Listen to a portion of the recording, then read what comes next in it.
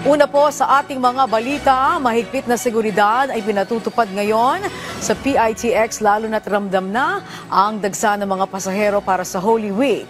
Pagtitiyak ng PITX may sapat na biyahe sa kanilang terminal kung saan ang ilang bus o mga bus companies naglaan na ng extra trips. Ang update sa sitwasyon sa sentro ng balita ni JM Pineda live.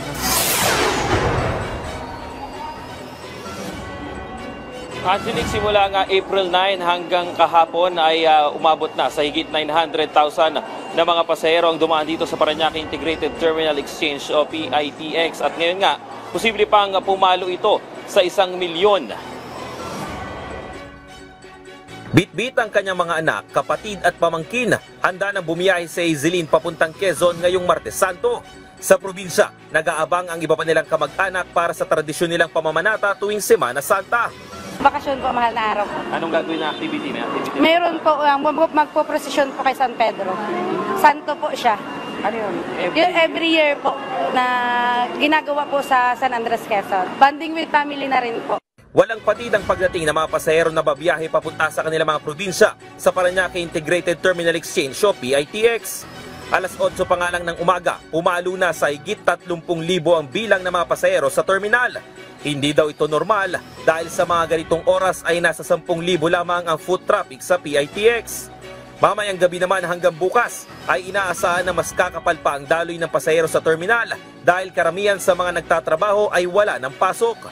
Sa tala ng pamunuan ng bus terminal, nasa 60% o higit 50 biyahe na ang fully book sa mga papuntang Bicol ngayong araw. Habang lagpas 70% naman ang punuan na biyaheng pa Bicol bukas o Miyerkules Santo. Ang ilan daw kasi sa mga pasahero ay nakapag-advance booking na. Pero sabi ng PITX, huwag mag-alala dahil pwede pa rin naman umanong mag-walk-in sa bus terminal. Pero nagbibigay naman tayo ng extra trip. Actually, yung mga companies na yon kung saan nag-fully book usually, nagbigay na sila ng mga extra trips nila simula pa nung Saturday. So, asahan nila na marami pa rin tayong mga biyahe dito going to Bicol region. Kung papuntang norte naman o Visayas at Mindanao, maluwag na maluwag pa daw ang mga bus at iilan pa lamang ang fully book.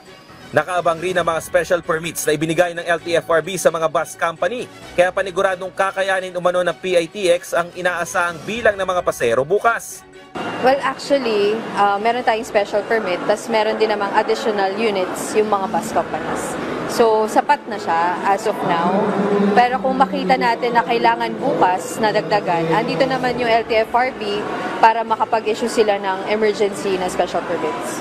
Maigpit naman ang seguridad sa loob ng PITX kung saan isa-isang kinakapkapan ng mga security guards ang mga pasahero sa entrance. Bukod pa dyan, ang nakaabang na full body scanner. Nakakalat na rin sa terminal ang mga K9 units at mga police assistance desk para matiyak ang kaligtasan ng mga pasahero. Muli namang pinalalahanan ng PITX sa mga pasahero sa mga bawal dalhin sa terminal gaya ng mga flammable objects, matutulis na bagay at kahit na anong uri ng barila. Sa ngayon, nasa 30 mga gamit na ang kanilang nakumpiska na karamihan ay mga kutsilyo at mga gunting.